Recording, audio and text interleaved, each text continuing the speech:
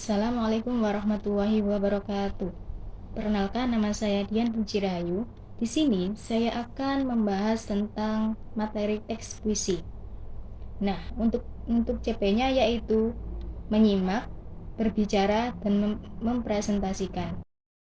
Baik, untuk tujuan belajarannya yaitu ada dua. Yang pertama, peserta didik dapat memahami unsur membangun puisi melalui diksi. Yang kedua, peserta didik mampu memahami dan mengidentifikasi penggunaan diksi dan majas dalam puisi yang ditampilkan dan menyampaikan hasil diskusi secara lisan.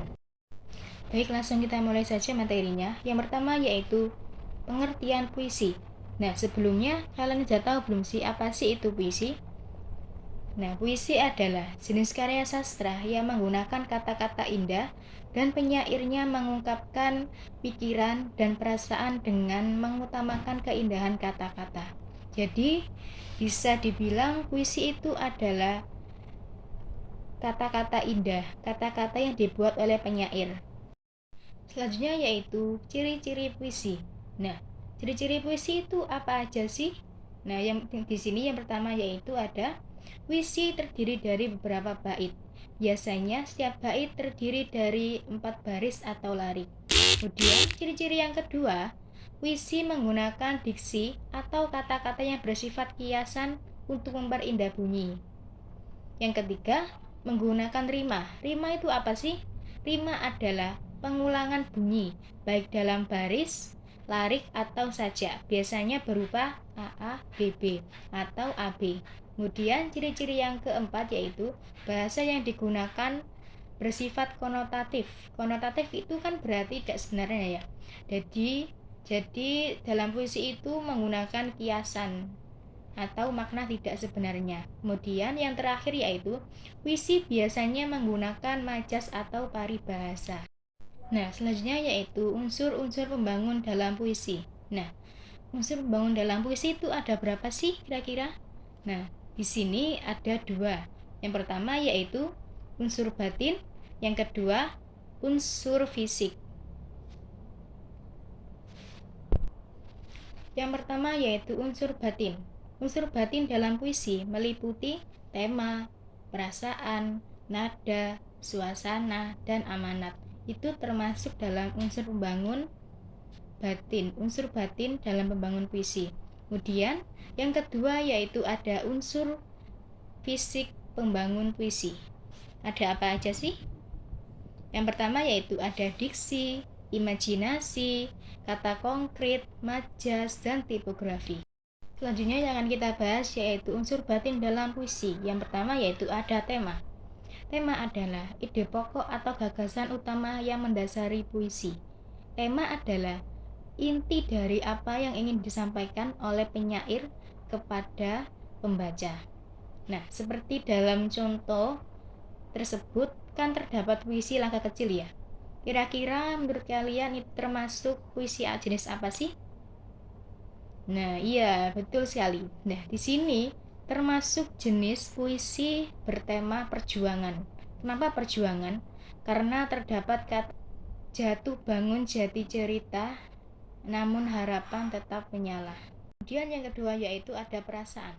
Perasaan adalah sikap atau emosi penyair terhadap pesan yang diangkat. Ini berkaitan dengan apa yang dirasakan seperti sedih, bahagia, marah, atau rindu. Selanjutnya yaitu ada nada. Nada adalah cara penyair menyampaikan puisi kepada pembacanya. Nada menunjukkan penyair sedang menasehati, mengajak, atau menyindir. Nah, dalam contoh tersebut kan terdapat puisi Jangan Menyerah ya. Kira-kira itu penyairnya menasehati, mengajak, atau menyindir? Iya, betul sekali. Nah, penyairnya itu menasehati ya. Karena dalam puisi tersebut terdapat kalimat teruslah maju, raih harapan, sukses menanti di depan. Nah, kalimat itu menunjukkan penyair ingin menasehati bahwa janganlah menyerah dalam menggapai apapun, teruslah maju. Baik, selanjutnya yaitu adalah amanat. Amanat adalah pesan yang disampaikan penyair kepada pembaca. Nah, seperti dalam contoh puisi tadi kan amanatnya jangan pernah menyerah dan tetap teruslah maju dalam menggapai impian. Nah, itu termasuk amanat. Selanjutnya yaitu ada unsur fisik dalam puisi. Yang pertama yaitu adalah diksi. Diksi adalah pilihan kata yang digunakan penyair dalam membuat puisi.